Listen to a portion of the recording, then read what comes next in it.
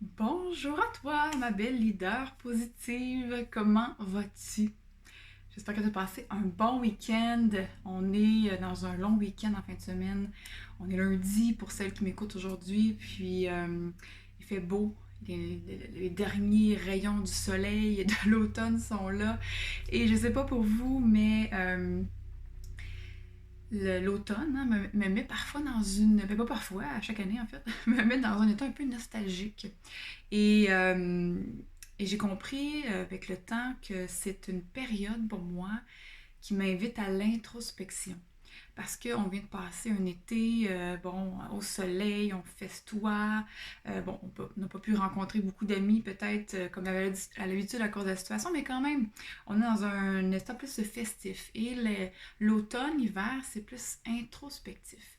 Et ben, il y a une espèce de forme de nostalgie quand on n'est pas dans l'accueil de ce qui est. Et donc, je vais vous dire que j'ai beaucoup profité des rayons du soleil et j'essaie d'en profiter le plus possible pour m'emmagasiner cette belle énergie-là. Mais ce que je veux vraiment vous porter à votre attention dans ce podcast-là, dans cette vidéo, pour ceux qui m'écoutent en YouTube, sur YouTube, c'est d'amener votre attention l'énergie que vous mettez derrière vos actions. Et en fait, j'ai été inspirée de ça par rapport à une de mes amies qui m'a écrit la semaine passée. La semaine passée, elle m'écrit et elle me dit je veux rencontrer un nouvel homme, j'ai toujours les mêmes patterns et tout ça. Et là, j'ai envie de rencontrer l'amour, j'ai envie qu'il soit comme ci, j'ai envie que ce soit comme ça, j'ai envie de me sentir aimée, j'ai envie de. Bon, avec beaucoup de critères, tu sais, puis c'est correct, bon, elle sait ce qu'elle veut. Et là, j'ai dit c'est super, c'est super, tu sais, t'as une idée claire de ce que t'as envie, de tout ça. Mais quelle est l'énergie qui se cache derrière ces envies-là?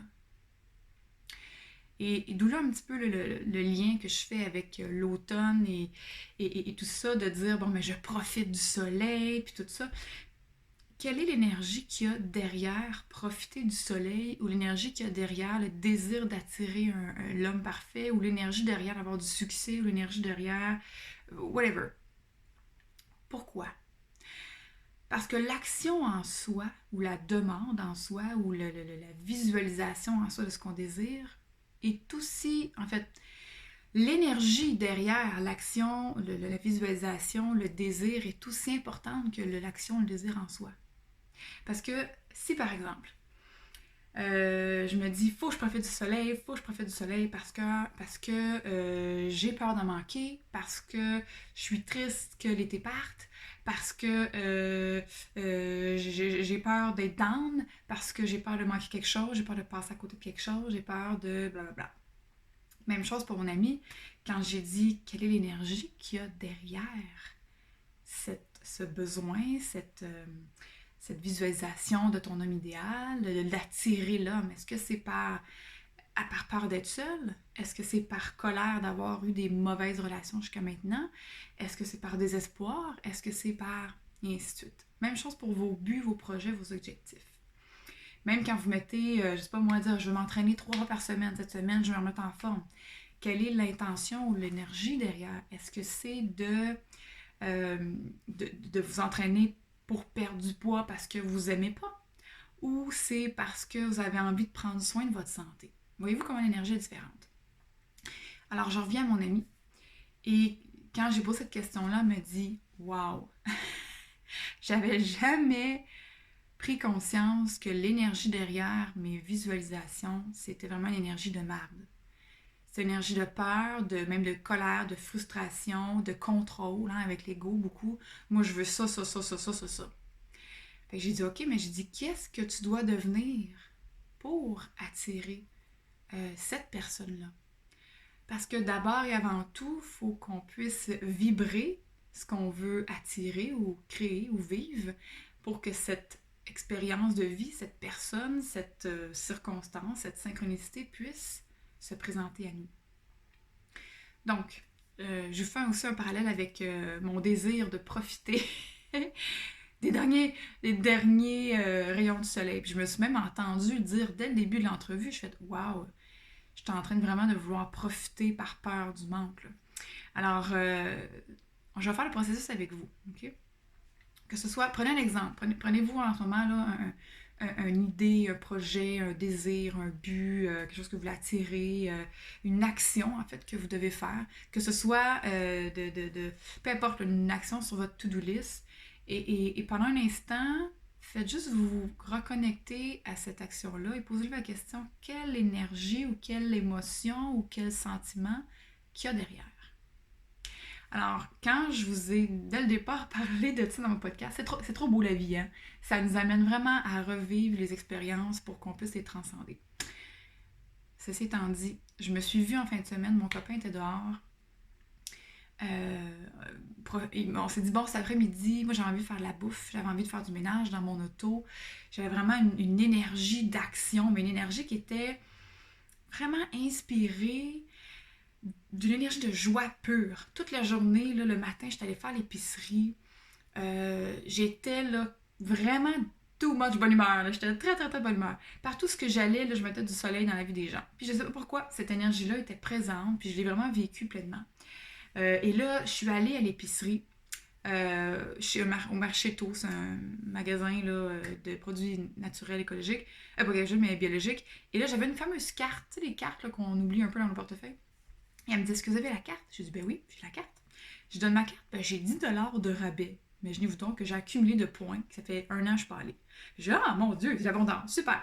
Mets le crédit. Après ça, je m'en vais chez IGA chercher mes trucs qui manquaient. Et la mère me dit, mon Dieu, mademoiselle, vous avez 69 points et grâce avec ce 69 points-là, vous pouvez avoir un magnifique couteau pour seulement 3,99. Et nos couteaux à la maison font vraiment pitié. Ça fait des semaines qu'on se dit, faut qu'on s'achète des nouveaux couteaux, ça n'a pas de sens. C'est dangereux de les utiliser tellement qu'ils ne coupent pas bien. Alors, je dis, ben, c'est magnifique, j'avais justement besoin d'un couteau. Et là, j'étais dans vraiment cette énergie de. J'étais vraiment dans un. Souvent, vous m'avez peut-être entendu dire ça dans d'autres podcasts. J'étais dans une énergie de cercle vertueux. Tout allait bien, j'étais dans le flot de la vie, je me tassais de mon propre chemin, j'étais dans une énergie et d'une présence, je dirais, à tout ce qui se passe, à la beauté qui m'entoure. C'était extraordinaire. Et je flottais comme sur un nuage. Et là, on arrive à la maison, j'ai envie vraiment, là, je suis poussée par une motivation intrinsèque. Hein. Une motivation intrinsèque, c'est le désir qui vient de l'intérieur et non pas être de l'extérieur. Et j'ai vraiment le désir de faire de la bouffe, de laver mon char, l'intérieur pour que ça soit propre, pour avoir une belle voiture propre, parce que c'est fait dans une voiture propre. Et là, j'ai mon conjoint qui, lui, on se dit, on va-tu profiter du soleil, on va prendre une petite eau pétillante au citron dehors au soleil pour pouvoir profiter justement des dernières belles journées là, de l'automne.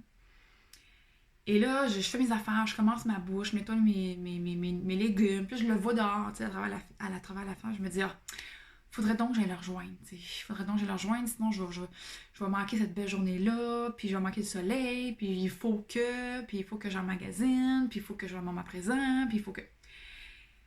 Donc, vous comprenez que ma constipation mentale à ce moment-là, c'était que je voulais être dans le moment présent, mais en voulant forcer d'être dans le moment présent, puis profiter de la lumière, puis de la par peur de... J'étais tout sauf dans le moment présent parce que faire la bouffe avec la musique, avec mon petit verre de vin, j'étais vraiment dans le flow de la vie. Alors là, c'est mon ego qui a dit, faut que tu profites parce que c'est la dernière journée, tu vas peut-être plus en avoir d'autres avant plusieurs mois. Et voyez-vous l'espèce de discours infernal qu'on a, c'est tellement cute. Hein? On apprend à avoir beaucoup de compassion pour soi-même lorsqu'on est capable de se voir à l'extérieur de nous-mêmes. C'est là qu'on peut être capable de voir ses comportements. Et quand on voit ses comportements, c'est parce qu'on en prend conscience. Et en prendre conscience, c'est 50% de la job qui est faite.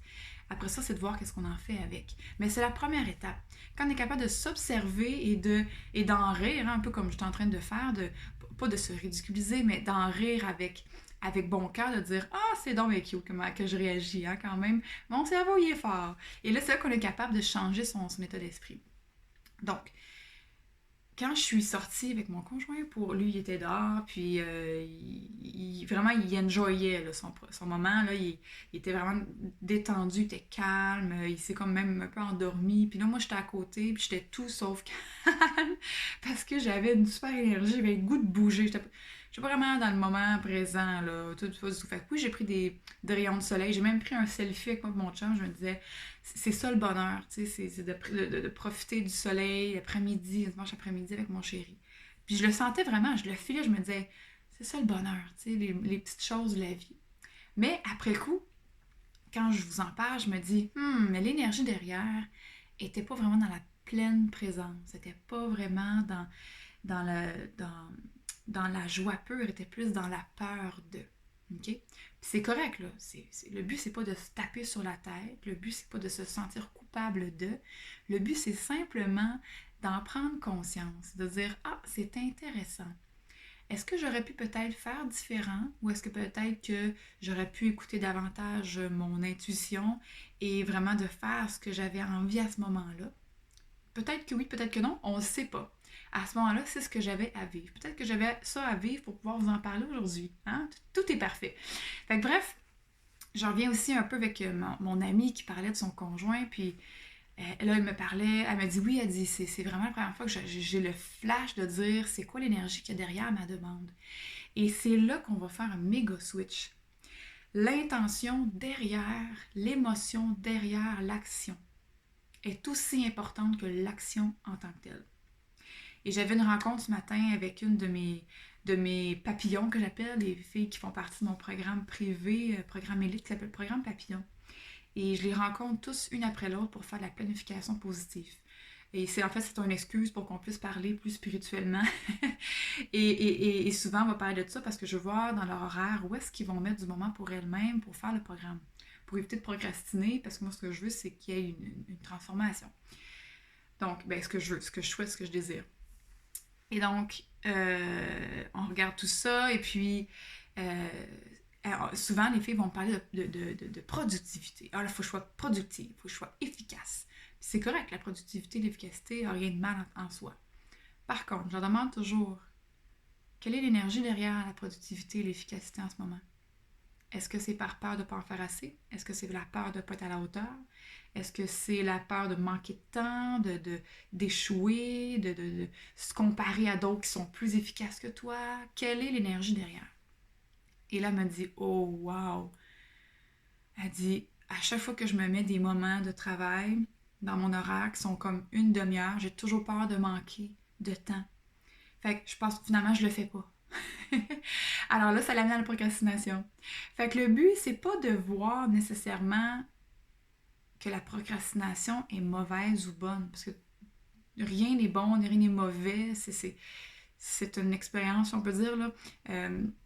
Donc, c'est de voir qu'est-ce qui est derrière la procrastination. Qu'est-ce qui empêche d'être dans le flot naturellement? Alors, c'est souvent la peur. C'est souvent la peur qui se cache. Et c'est dans la peur qu'on ne peut pas être dans le flot de la vie, être dans l'énergie du cercle vertueux. Donc, j'ai dit, écoute, quand tu parles de productivité, est-ce que c'est possible pour toi de simplement te connecter à une énergie d'amour et de joie et de gratitude? Par exemple, elle me disait, ben là, je me dis 30 minutes, c'est pas assez, je pourrais pas avancer assez, c'est pas assez. Puis je dis, par exemple, au lieu de regarder que ce 30 minutes-là est pas assez, puis de te sentir coupable, ou bien de te sentir mal, ou pas à la hauteur, ou peu importe, est-ce que c'est possible de se faire un switch et de regarder ce 30 minutes-là rempli de gratitude pour dire, je suis tellement reconnaissante d'avoir 30 minutes pour prendre soin de moi. Et peu importe ce que je vais faire dans ce 30 minutes-là, c'est un moment pour moi et je vais en profiter au maximum. Voyez-vous l'énergie, comment elle est différente? Et ce qu'on va créer dans un 30 minutes où est-ce qu'on se sent coupable, qu'on n'en fait pas assez, que c'est pas assez, que c'est whatever, ce qu'on va créer, ça va être du caca. Hein? Souvent. Ça va être basé sur l'énergie de peur, donc on va être moins focus, moins motivé, ça va être moins nous tenter, l'énergie va être plus négative. Et c'est souvent là qu'on va créer encore plus de procrastination parce qu'on n'a pas envie de revivre ça, c'est plate, ah, c'est pas cool, je suis pas à la hauteur, je me sens pas bonne. Fait que dans le cerveau, il y a une connexion neuronale qui se fait faire ce travail-là pour moi, c'est du burk. Puis le cerveau fuit le burk et va vers le wow. C'est pour ça qu'on procrastine en particulier. Il y a d'autres symptômes, là, il y a d'autres raisons, mais en gros, c'est ça. C'est qu'on n'a pas envie de le faire parce qu'on a enregistré que c'était plate. Alors, si à la place, on décide de prendre cette demi-heure-là, par exemple, de travail sur soi ou de travail sur un projet ou d'exercice ou de sport ou de lecture, quelque chose qu'on veut mettre à notre horaire. Et que justement, on va dire « Ah, j'ai tellement de gratitude pour ce 30 minutes-là, je vais en profiter chacune de ces secondes parce que c'est un moment pour moi. » Puis je sais qu'il y a bien des gens en ce moment qui aimeraient pouvoir avoir un moment comme ça. Fait que moi, je vais l'apprécier vraiment. Je vais le vivre. Puis là-dedans, je vais me mettre en créativité. Et là, c'est le mot qu'elle m'a sorti. Elle m'a dit, c'est drôle, elle dit, quand je t'entends, au lieu de productivité, ce qui monte, c'est la créativité. Et là, je dis, waouh, ça, c'est magnifique. Alors, j'ai dit, qu'est-ce que t'en dis de dire, on va faire de la productivité créative? Donc là, on est dans une polarité. C'est-à-dire qu'on n'est pas dans la productivité intense comme une machine qui s'épuise à l'infini puis qui est toujours dans la peur de ne pas en faire assez et tout ça. Et on n'est pas non plus dans la créativité, dans les nuages, puis qu'on ne met rien en action. Hein? Parce que la productivité vient un peu du principe de l'action, puis c'est positif l'action. Et la créativité, ça vient plus du moment d'inspiration, de création, de laisser aller, de spontanéité. Alors imaginez le pouvoir, la puissance de la productivité créative. C'est un peu le même principe de la planification positive que je fais avec mon autre entreprise, avec mes agendas, avec les entrepreneurs. Souvent, on va aider les entrepreneurs à avoir une planification qui est positive et inspirante pour qu'elle ait envie de le faire et surtout qu'elle maximise leur temps, leur journée, pour qu'à la fin de la journée, elle ait du temps pour elle, pour ce qui compte vraiment. Fait que bref, tout est une question d'équilibre, de cohérence, d'énergie, de lâcher prise, de présence, d'accueil. Là, je dis plein d'affaires, mais c'est un tout en fait. T'sais. Puis la façon que vous réagissez face à vos désirs, à vos actions, à votre journée, au temps que vous avez, plus vous êtes dans l'accueil, plus vous êtes dans une énergie d'amour, de joie, de créativité, de gratitude, de confiance,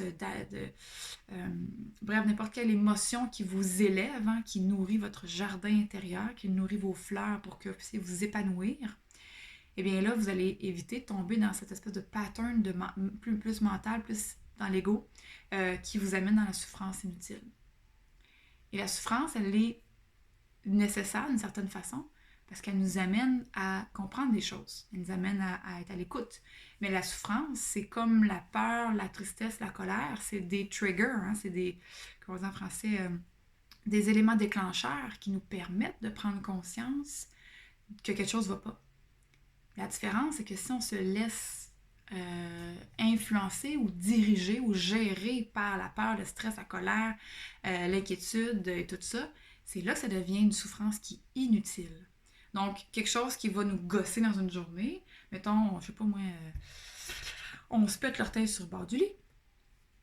Et ça va être un exemple avec une autre de mes coachées, j'ai trouvé ça très drôle. J'ai dit, si on se pète l'orteil sur le bord du lit, puis qu'on est en tabarnache toute la journée à cause de ça, on va gâcher une journée à cause d'un orteil qui a fait mal un peu. Et là, elle me dit, ben là, comment je fais pour être dans l'accueil pleinement d'un orteil qui s'est pété sur le bord de mon lit? Ben, j'ai dit justement, c'est une souffrance, une petite souffrance, qui fait juste te dire, peut-être que faudrait que tu tasses ton lit, peut-être qu'il manque d'espace entre ton lit et ton mur. Moi, je me pète souvent le tibia sur le bord de mon lit. Et je me dis, à chaque fois, mon tibia est en train de me dire que mon lit est trop proche du mur. Fait que quelque chose qui se répète souvent, c'est parce qu'il y a quelque chose à changer, tu sais. Fait que bref, pour l'histoire de l'orteil, je dis, ben, sois dans l'accueil pleinement de ce qui est. Ah, j'ai mal à l'orteil en ce moment. C'est correct. Je vais peut-être soit changer mon lit ou soit de place, ou soit je vais être plus dans le moment présent parce que j'ai peut-être la tête qui est tellement ailleurs que je suis même pas présente en où est-ce que je suis en ce moment puis je me cogne partout. Tu sais, j'extrapole, là, c'est peut-être pas le cas pour elle, mais c'est un exemple que je donne pour vous donner une image. Fait que être pleinement dans la présence puis comprendre, ah, c'est intéressant, je me suis encore pété l'orteil un matin. Qu'est-ce qui fait que je me pète l'orteil? Est-ce que je manque de présence? Est-ce que mon lit est trop proche du mur? Est-ce que mon lit est trop gros? Whatever. Et quand on est dans l'écoute, dans l'accueil, dans le silence, c'est là qu'on peut trouver les réponses. Et c'est là qu'on peut faire des réels changements. Et le changement s'opère par la répétition. Alors, si vous le faites seulement une fois, le pattern va revenir. Si vous intégrez ça, le fait de dire je peux avoir une énergie de merde en ce moment par rapport à la liste de choses à faire que j'ai. Puis c'est correct. Alors on l'accueille, on le vit et on se dit mais je m'aime pareil. Les filles trouvent ça bien drôle quand je fais ça. Oui, je me sens mal, je me sens comme la merde, je me sens poche, je me sens whatever, mais je m'aime pareil. Et là, je vais faire le choix de changer mon attitude. C'est ça qu'on apprend avec la méthode RECAP finalement. Et donc, je peux changer mon attitude, je peux changer ma perception, je peux changer mon émotion en faisant un choix conscient. Et c'est là qu'on reprend le pouvoir sur sa vie. C'est là qu'on reprend le pouvoir. Le pouvoir, c'est encore un peu nouveau de vouloir contrôler, mais je veux dire quelque chose de plus dans l'accueil, hein? Plus dans l'ouverture pleinement, dans la bienveillance, dans l'accueil, ou de vouloir confronter, et, travailler dur et fort, puis dans vraiment la souffrance inutile. Alors, voilà. Hein? C'est intéressant, n'est-ce pas? Et là, je vous invite à repenser à cette... finalement, je vous ai dit de penser à quelque chose, je n'ai jamais revenu à ça, excusez. Elle est partie. Vous commencez à me connaître pour celles qui m'écoutent depuis un petit bout. Je pars dans un sens et dans un autre. Mais habituellement, ça a du sens. Fait que c'est pas super. Fait que suivez-moi là-dessus avant qu'on se quitte. Pour terminer, pensez à cette situation-là, cette tâche-là, cette action-là que vous avez à faire aujourd'hui. Et posez-vous la question, quelle énergie qu'il y a derrière? Comment je me sens par rapport à ça? Accueillez l'émotion, c'est la colère, la tristesse, la démotivation, quoi que ce soit. Et je m'aime pareil. Et maintenant, comment j'ai envie de me sentir par rapport à ça? Quelle énergie j'ai envie d'avoir quand je vais faire cette action? Par exemple, moi, faire la comptabilité, ouvrir un Excel avec 1 milliard de chiffres, je vous dis là, j'ai le goût de vomir. J'ai le goût de me rouler en boule dans un coin puis broyer ma mère. Mais parfois, j'ai pas le choix parce que bon, c'est partie d'entreprise, faut checker les chiffres, bon, les budgets, tout ça. Alors, ce que je fais, c'est que je m'assure d'être dans une bonne énergie. J'allume mon petit, là, vous le voyez pas là, mais j'ai un petit fion-fion à l'huile essentielle. Hein? J'ai une petite huile essentielle que j'adore l'odeur, qui est très calmante et reposante. Après ça, je me mets de la musique qui me drive, qui me donne beaucoup d'énergie, parce que j'ai besoin d'énergie pour faire ça.